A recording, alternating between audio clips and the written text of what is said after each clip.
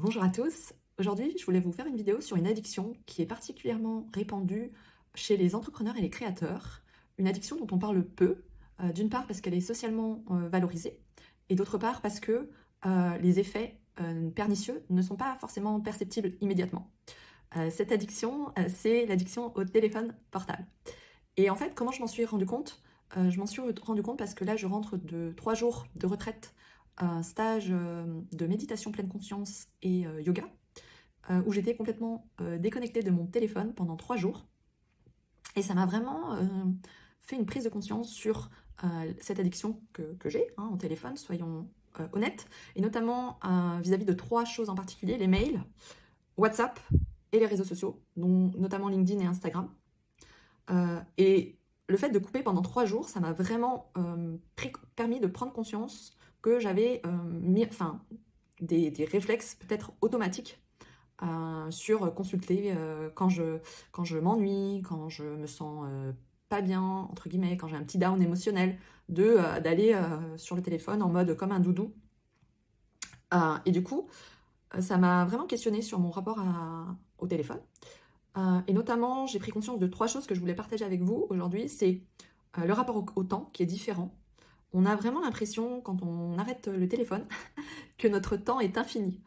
Dans le sens où je pense que c'est la première fois que je ressens ça, d'avoir dans ma journée, en tout cas depuis très longtemps, d'avoir dans ma journée l'impression d'avoir le temps, en fait.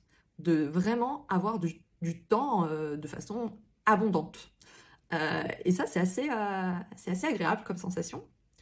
L'autre enseignement, c'est que effectivement le rapport au corps aussi change.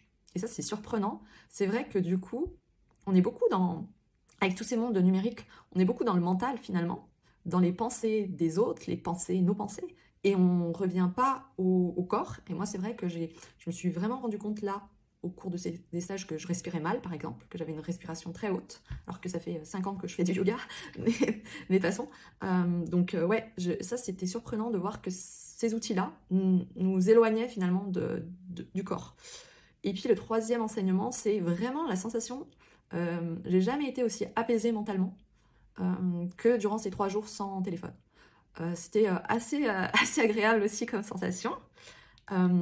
Et en même temps, quand on sait qu'aujourd'hui, on consomme autant d'informations en un jour qu'un homme du Moyen-Âge en avait pendant toute sa vie, on se rend bien compte qu'effectivement, on n'est pas fait, entre guillemets, pour supporter une telle charge d'informations. Et du coup, ce qui m'a questionné sur, ok, maintenant que j'en ai conscience de cette addiction, de ces habitudes négatives, qu'est-ce que je mets en place pour essayer de changer mes habitudes et ne plus être aussi dépendante du téléphone? Alors, j'ai 3 pistes là que je voulais vous partager. La première, qui a été déjà très efficace, c'est de mettre le téléphone dans une autre pièce pendant les heures de travail en profondeur. C'est-à-dire qu'en général, entre 8h et 11h, le téléphone est dans un pot fermé et je ne le consulte pas. Et ça, le fait de le mettre dans une autre pièce, je pense que ça aide énormément. C'est un petit truc bête, mais ça aide énormément. Après, le deuxième point que j'ai mis en place, c'est le timer quand je vais sur les réseaux sociaux. Le timer est mon meilleur ami. C'est-à-dire que, alors il y a des applis comme Insta qui permettent de mettre une limitation à 10 minutes, donc ça je l'ai. Par contre, LinkedIn ne le permet pas, donc quand je vais sur LinkedIn maintenant, je mets un timer 10 minutes, et au moins j'ai la conscience du temps finalement que j'y passe. Et après, le troisième point que je vais mettre en place, que j'ai mis en place, c'est quand je vais sur LinkedIn ou sur Insta, c'est vraiment de me dire ok, d'avoir une intention, de savoir pourquoi j'y vais, et ok, c'est ok de scroller, hein, on le fait tous, hein, je vais pas supprimer ça, mais d'être conscient de pourquoi j'y vais, de mettre le timer, et puis, dans la mesure du possible, de être active. C'est-à-dire que même si je rentre sur LinkedIn, c'est soit pour commenter, voilà, c'est pour commenter. Si je ne suis pas active, je ne vois pas l'intérêt d'y aller. Voilà, écoutez, c'est ce que je voulais vous partager aujourd'hui dans cette vidéo.